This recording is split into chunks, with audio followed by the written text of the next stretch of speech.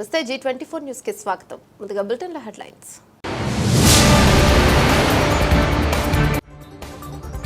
ఈ కుటుంబంలో జరిగిన విషాద ఘటన ఇంకొకరికి జరగకుండా ప్రభుత్వం చర్యలు తీసుకోవాలి. BRS working president KTR.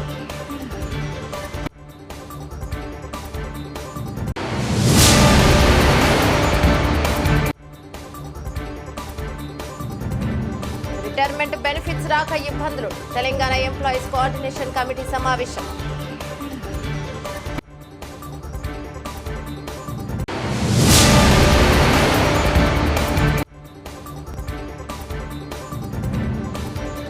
మహిళలను కించపరిస్తే కఠిన చర్యలు. రాయపాటి శైలజ.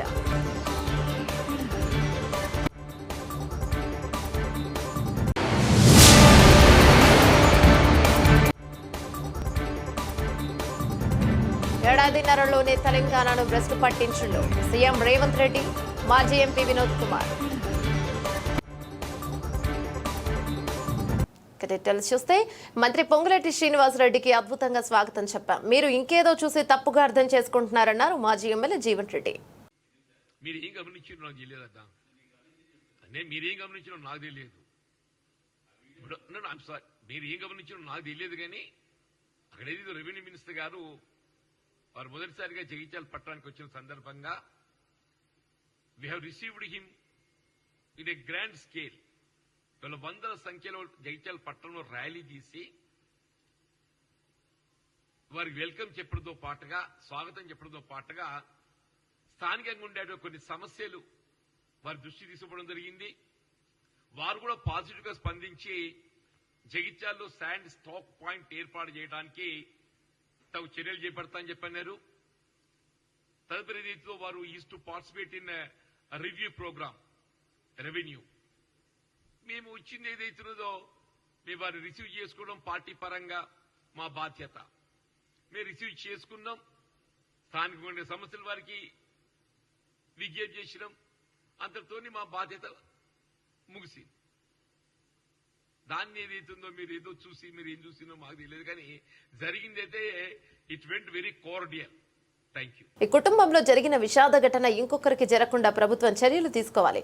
ఇంత పెద్ద అగ్ని ప్రమాదం జరిగినప్పుడు అంబులెన్స్ లో ఆక్సిజన్ మాస్క్ లేకుండా, ఫైర్ ఇంజన్ లో నీళ్లు లేకుండా ఘటనా స్థలానికి రావడం వల్లనే మా కుటుంబ సభ్యులను కోల్పోయామని బాధితులు చెప్తున్నారన్నారు బీఆర్ఎస్ వర్కింగ్ ప్రెసిడెంట్ కేటీఆర్. నిన్న జరిగిన దుర్ఘటన హైదరాబాద్ చరిత్రలోనే అతిపెద్ద దుర్ఘటన. అగ్ని ప్రమాదం ఏదైతే జరిగిందో, ఒకటే కుటుంబంలో 17 మంది చచ్చిపోవడం అంటే నిజంగా కూడా మనసున్న ఎవరికైనా నిన్న ఆ సంఘటన దృశ్యాలు, ఆ తర్వాత వాళ్ళ కుటుంబ సభ్యుల ఆర్తనాదాలు వింటే గుండె కదిలిపోయే పరిస్థితి. బాధాకరం ఏంటంటే ఇక్కడికి వచ్చిన తర్వాత కుటుంబ సభ్యులు అగర్వాల్ సమాజం యొక్క వాళ్ళ కుటుంబం యొక్క సభ్యులతో మాట్లాడుతుంటే 2.5 పాపను నిన్న అక్కడ సమాధి చేసి వచ్చినాం. అంతకంటే మాకు ఈ జీవితంలో ఇంతకంటే దౌర్భాగ్యమైన రోజు ఇంకోటి ఉండదు. మేము ఎందుకు బతుకున్నామా అనే బాధ అవుతుంది సార్. మేము ఎవరిని నిందిస్తలేము, ఎవరిని ఏమంటలేము, కానీ ఇక్కడ అగ్ని ప్రమాదం జరిగిందని చెప్పంగానే ఏ ఫైర్ బ్రిగేడ్ అయితే వచ్చిందో అది నీళ్లు లేకుండా అరకొరగా వస్తే లాభమైంది, వసతులు లేకుండా వస్తే లాభమైంది. వచ్చిన ఆ ఫైర్ సర్వీస్ వాళ్ళు కూడా మాకు మాస్క్ లేదు కాబట్టి లోపలికి పోలేకపోతున్నామంటే ఇంతకంటే అన్యాయం ఉంటుందా? అట్లే వచ్చిన అంబులెన్స్ లో కూడా మాస్కులు పెట్టకపోతే, ఎందుకంటే ఎప్పుడైనా అగ్ని ప్రమాదంలో ఆ పొగతోని ఊపిరాడదు, ఆ ఊపిరాడకనే ఊపిరి పోతుంది, ప్రాణాలు పోతాయి. అట్లాంటప్పుడు ఆక్సిజన్ మాస్కులు లేకుండా, అట్లాంటప్పుడు వచ్చిన అంబులెన్స్ లో కనీస సౌకర్యాలు లేకుండా వస్తే ఎట్లా? ఆ సౌకర్యాలు ఆ ఫైర్ ఇంజన్ల అంబులెన్స్ లో ఉంటే కొన్ని ప్రాణాలు బతుకుతుండే, కొంతమంది అన్న మా వాళ్ళు బతుకుతుండే అనే బాధ. ఇలా రాజకీయం లేదు, ఎవరిని తిట్టేది లేదు, కానీ ఒకటి మాత్రం వాస్తవం, ఇంత లాపర్వా ఉంటే మాత్రం ప్రజల ప్రాణాలు మల్లబోయే ప్రమాదం ఉంది. వాళ్ళు ఎంత గొప్ప వాళ్ళంటే ఒకటే కుటుంబంలో 17 మంది చచ్చిపోయినాక కూడా వాళ్ళు అంటున్న మాట ఏంది ఇక్కడికి వచ్చినాకంటే ఎవరిని తిడతలేరు, వాళ్ళు రాజకీయం చేస్తలేరు, ఎవరిని ఫలానా వాళ్ళు మంచోళ్ళు కాదు చెడ్డోళ్ళు అంటలేరు. మాకు ఇక్కడుండే హిందువులు సాయం చేసిండ్రు, ఇక్కడుండే ముస్లింలు సాయం చేసిండ్రు, అందరు వచ్చిండ్రు, అందరు సహాయపడ్డారు, అందరు కాపాడినరు.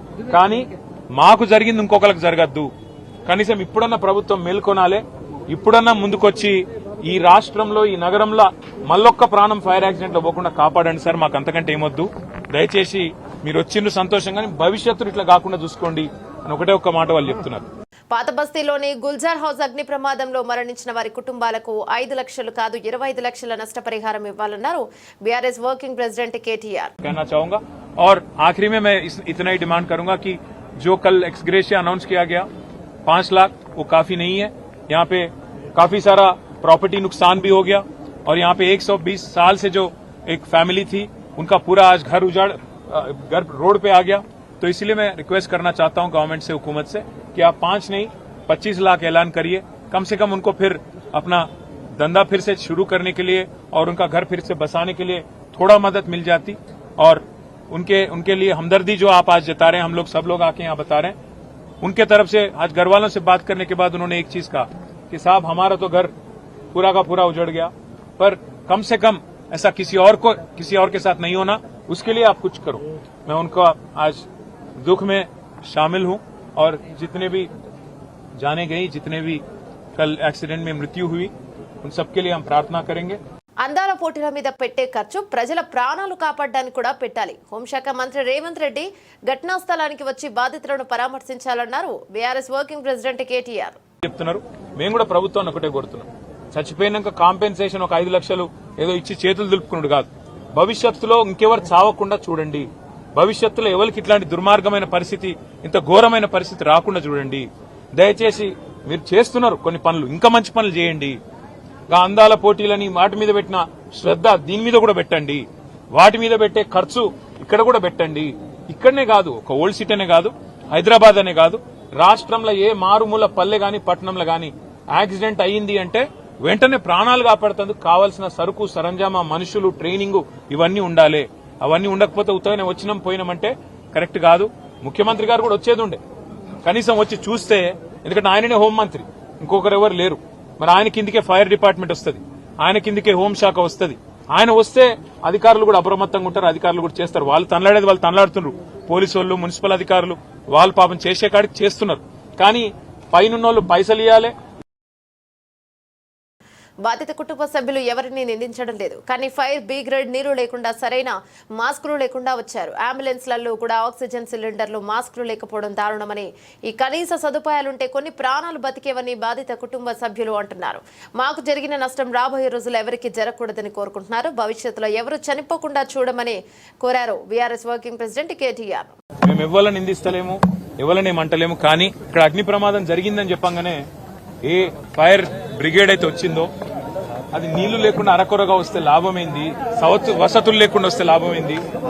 వచ్చిన ఆ ఫైర్ సర్వీస్ వాళ్ళు కూడా మాకు మాస్క్ లేదు కాబట్టి లోపలికి పోలేకపోతున్నామంటే ఇంతకంటే అన్యాయం ఉంటుందా? అట్లే వచ్చిన అంబులెన్స్ లో కూడా మాస్కులు పెట్టకపోతే, ఎందుకంటే ఎప్పుడైనా అగ్ని ప్రమాదంలో ఆ పొగతోని ఊపిరాడదు, ఆ ఊపిరాడకనే ఊపిరి పోతుంది, ప్రాణాలు పోతాయి. అట్లాంటప్పుడు ఆక్సిజన్ మాస్కులు లేకుండా, అట్లాంటప్పుడు వచ్చిన అంబులెన్స్ లో కనీస సౌకర్యాలు లేకుండా వస్తే ఎట్లా? ఆ సౌకర్యాలు ఆ ఫైర్ ఇంజన్ లా అంబులెన్స్ లో ఉంటే కొన్ని ప్రాణాలు బతుకుతుండే, కొంతమంది అన్న మా వాళ్ళు బతుకుతుండే అనే బాధ. ఇలా రాజకీయం లేదు, ఎవరిని తిట్టేది లేదు. కానీ ఒకటి మాత్రం వాస్తవం, ఇంత లాపర్వా ఉంటే మాత్రం ప్రజల ప్రాణాలు మల్లబోయే ప్రమాదం ఉంది. వాళ్ళు ఎంత గొప్ప వాళ్ళంటే, ఒకటే కుటుంబంలో 17 మంది చచ్చిపోయినాక కూడా వాళ్ళు అంటున్న మాట ఏంది ఇక్కడికి వచ్చినాకంటే, ఎవరిని తిడతలేరు, వాళ్ళు రాజకీయం చేస్తలేరు, ఎవరిని ఫలానా వాళ్ళు మంచోళ్ళు కాదు చెడ్డోళ్ళు అంటలేరు. మాకు ఇక్కడుండే హిందువులు సాయం చేసిండ్రు, ఇక్కడుండే ముస్లింలు సాయం చేసిండ్రు, అందరు వచ్చిండ్రు, అందరు సహాయపడ్డారు, అందరు కాపాడిండ్రు.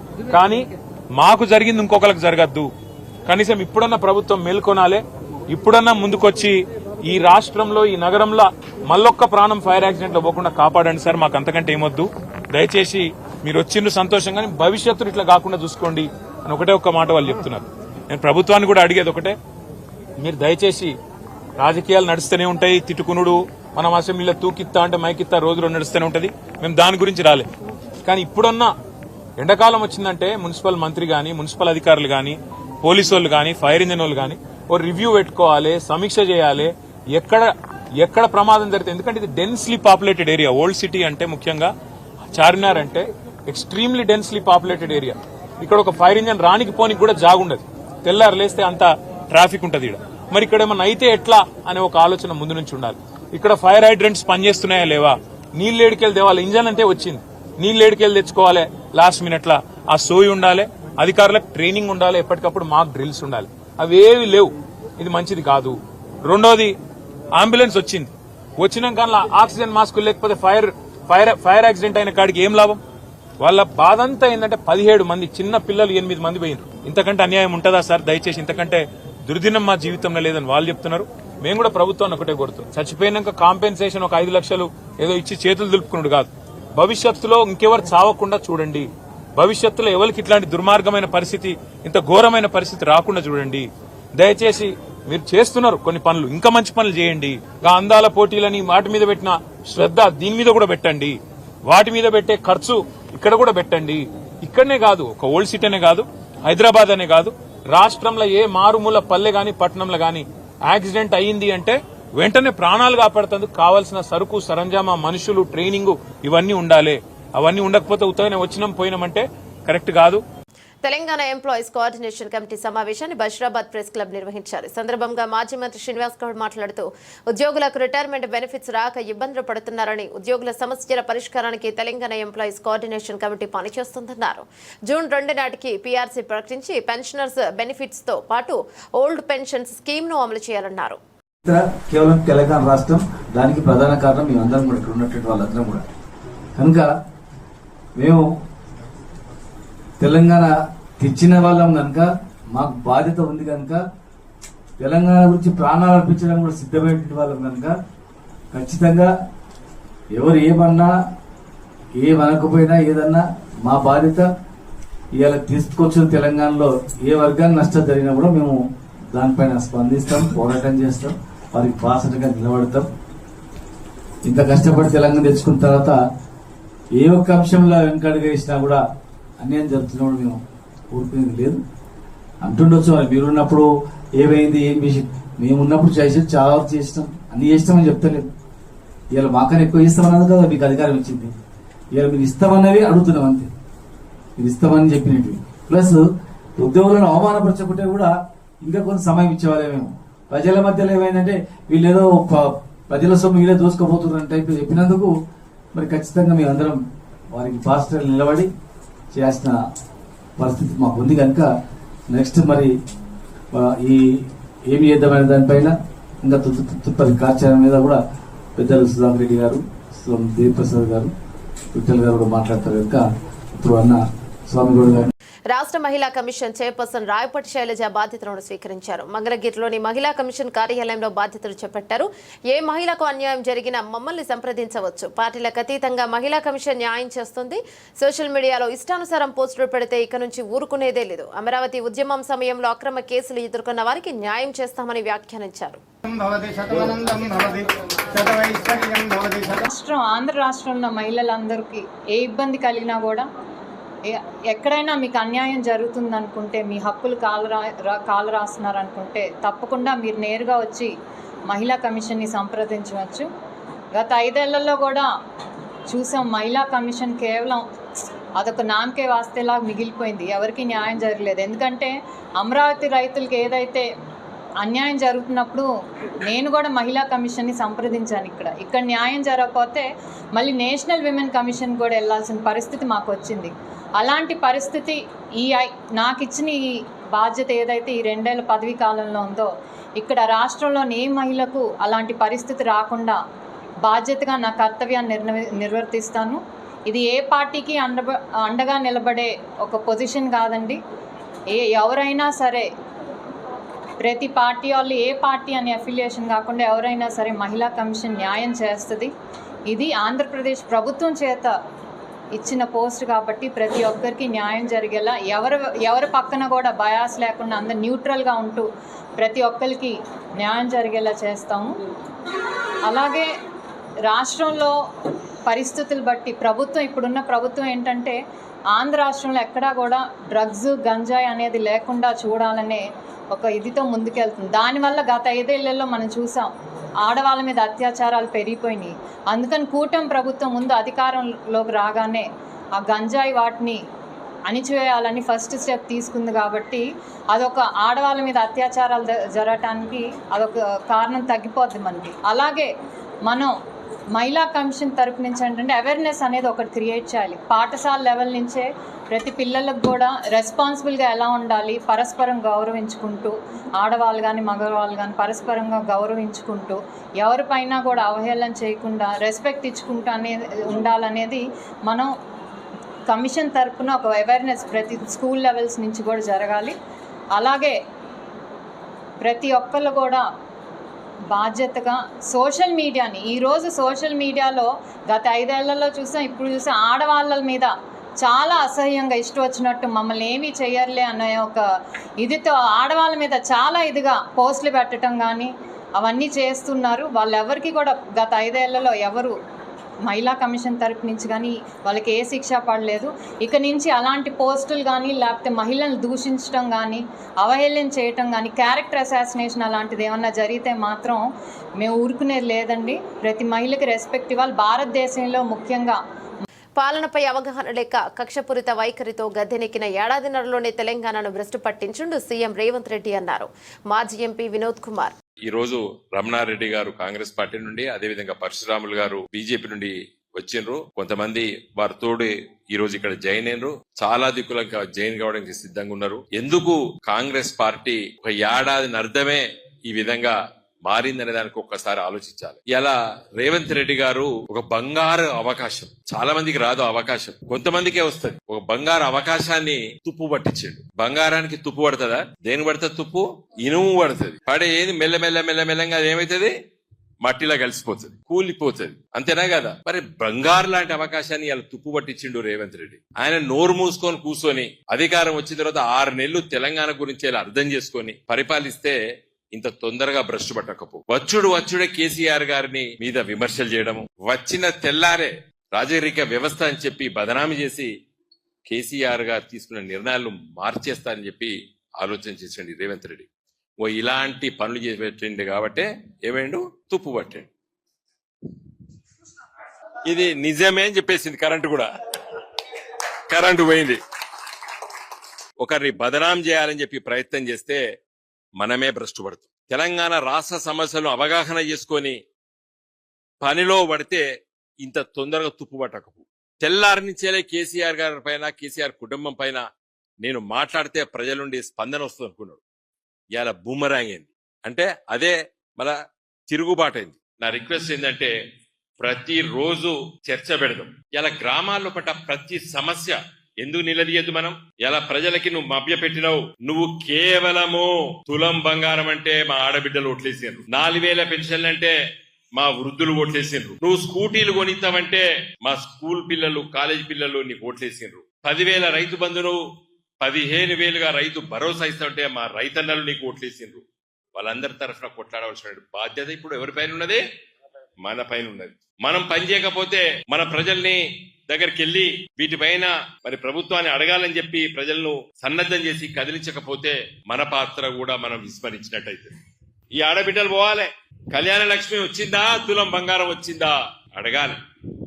రైతు నెల దగ్గర పోయి 15,000 రైతు భరోసా వచ్చిందా బిడ్డ, అన్నా, అయ్యా, అవ్వ అని అడగాలి. రాకపోతే నిలదీయాలి. ఎంఆర్ఓ ఆఫీస్ దగ్గర పోవాలి, వ్యవసాయ అధికారుల దగ్గరకు వెళ్ళాలి, శాసనసభ్యులు వస్తే నిలదీయాలి, ప్రజల తరఫున పోరాటం చేయాలి. అది మన బాధ్యత. రేవంత్ ప్రభుత్వానికి అంతర పోటీలపైన ఉన్న శ్రద్ధ ప్రజలపై లేదు. ఆ పోటీల కోసం పెట్టే ఖర్చు ప్రజలకు కావలసిన మౌలిక సదుపాయాలపై పెట్టడం లేదు. హోంశాఖ, మున్సిపల్ శాఖలు రేవంత్ రెడ్డి దగ్గరే ఉన్నాయి. కానీ అగ్ని ప్రమాదాల నివారణ, ప్రమాదాలు జరిగితే తీసుకోవాల్సిన చర్యల మీద ఒక రివ్యూ సమావేశం కూడా పెట్టలేదన్నారు బీఆర్ఎస్ వర్కింగ్ ప్రెసిడెంట్ కేటీఆర్.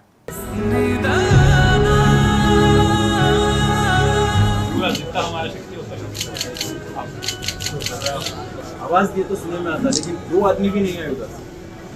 ये तो पुलिस वाले, दूसरा फायर इंजन में बोल रहा हूँ आपके साथ।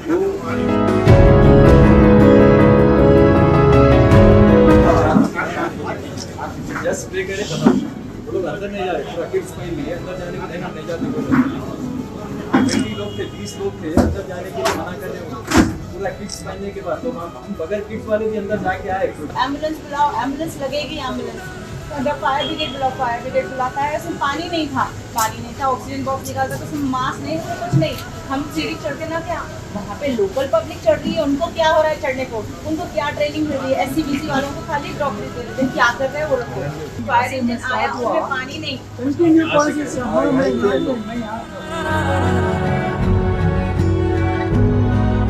नहीं सर, हमने बड़ा हमारे को ऑब्जेक्शन ये कि हम आपको मदद करना। आज टाइम्स ऑफ इंडिया में बहुत गलत स्टेटमेंट है कि हर चीज टाइम पे प्रॉम्प्ट था, हर चीज वहाँ अवेलेबल था, हम हर चीज करें। बिल्कुल है, आप चेक कर सकते हैं। हाँ वाह वही सर, हमारे को देखिए, हमारा को सुनने वाला नहीं है सर। आप लोग हैं तो आप लोग की ऑपोजिशन में आप लोग नहीं कुछ कर सकते। आप लाइट नहीं थी, सर उनका फोटोज डाले हैं, उनका पेपर में लाइट नहीं थी, रात से 2:30 बजे से लाइट नहीं थी, जैसा ऑन द टाइम मदद के जैसा फोटोज डाले, उनका 10-20 फोटोज एवरी पेपर में। और उनका जो फोटो है 720 के बाद के फोटो है पूरे। ऑफिसर लोगों का जो किट पहन के मदद कर रहे जैसा कुछ नहीं कर कुछ नहीं कर रहे वो लोग। ये कोई यहाँ की बात हो गई, जो हॉस्पिटल जाते हैं वो डॉक्टर भी कुछ नहीं करे। हमारे बच्चे हमारे वाले लोकल वाले लोग लेके गए, हाथ भी नहीं लगाए, यार हमारे बच्चे करें, हमारे बच्चे करें। यार ये मैं ज्यादा नहीं कहूँगा, बट एक चीज जरूर कहूँगा, फिर वापस आऊँगा। इस बात पे यहीं पे नहीं छोड़ी। दिल्ली में national human rights commission, Delhi में काफी सारे ऐसे इंस्टीट्यूशन हैं जिनको इसमें जरूर आना है, और अकाउंटेबिलिटी इज इम्पोर्टेंट। ऐसा नहीं है आप जो कह रहे हो, आप भी कह रहे हो, वहाँ पे भी भाई लोग कह रहे थे कि आगे ऐसा ना हो। यस मेन वही है। आपके साथ तो हुआ, हमारा तो हो गया, आगे के लोग आगे परेशानी नहीं होना चाहिए। आपके साथ हम चलेंगे। आप रेगुलर से पहुंच सकते सर, ऐसी बात बोल रहे हैं, आप रेगुलर पहुंच सकते हैं। 100% मैं ले जाता हूँ, मैं आपको ले जाता हूँ, मैं खुद आता हूँ आपके साथ, और जिस हद तक जितना शक्ति हम में आपके साथ रहेंगे, आपके साथ रहेंगे, क्योंकि आपके बच्चों के साथ जो हुआ तो हमने हमें इतना दुख हो रहा है, मैं समझ सकता हूँ। और इनके परिवार के तो पूरे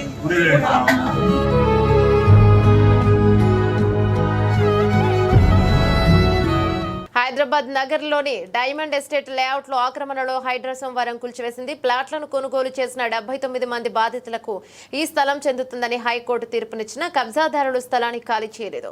దీంతో బాధితులు హైడ్రాకు ఫిర్యాదు చేయగా భారీ పోలీసు బందోబస్తు అక్రమ నిర్మాణాలను తొలగించింది. బాధితులు హర్షం వ్యక్తం చేస్తూ హైడ్రా కమిషనర్ రంగనాథ్ కు కృతజ్ఞతలు తెలిపారు. అండ్ హైడ్రా చాలా బాగా మా పాయింట్స్ వినింది. చాలా ఫాస్ట్ యాక్షన్, అంటే మేము within 4 days 5 days action. And Ranganath గారితో మాట్లాడాము, ఆయన అందరూ అర్థం చేసుకున్నాడు. మా ఇద్దరు పార్టీలను ఎదురెదురు పెట్టి కూర్చోబెట్టాడు. సో మా పాయింట్స్ మేము ఎక్స్ప్లెయిన్ చేసాము. అక్కడ ఎన్ఎస్జీ ప్రసాద్ కూడా 2-3 పాయింట్లు చెప్పాడు, అన్ని అది ఏవి వాల్యుబుల్ పాయింట్స్ కాదు. Finally he has taken action. And I would like to say special thanks to mister Ranganath and Hydraa team, and also for the Telangana government, our CM Revanth Reddy, because ఈ హైడ్రా వల్లనే మాకు హైడ్రా అంటే it is a support for the middle class whose land is captured, or it's a really victory for us. 9.27 acres. But ఈయన case వేసింది ఏదండి, మాకు అమ్మింది ఒక పర్సన్ ఉన్నాడు, దశరథ్ అని ఉన్నాడు, ఇంకా రవీందర్, ఇద్దరు కలిసి చేశారు. వాళ్ళు కూడా ఇంత కుమ్మక్ అయిపోయారు. బేసికలీ దశరథ్ లేడు, దశరథ్ ఎక్స్ ఎక్స్పైర్డ్.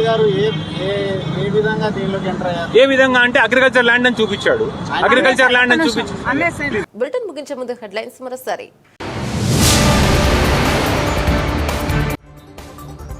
ఈ కుటుంబంలో జరిగిన విషాద ఘటన ఇంకొకరికి జరగకుండా ప్రభుత్వం చర్యలు తీసుకోవాలి. BRS working president KTR.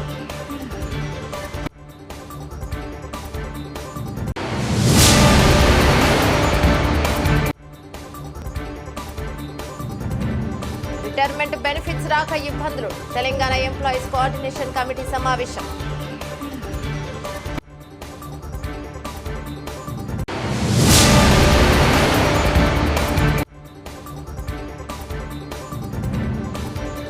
మహిళలను కించపరిస్తే కఠిన చర్యలు, రాయపాటి శైలజ.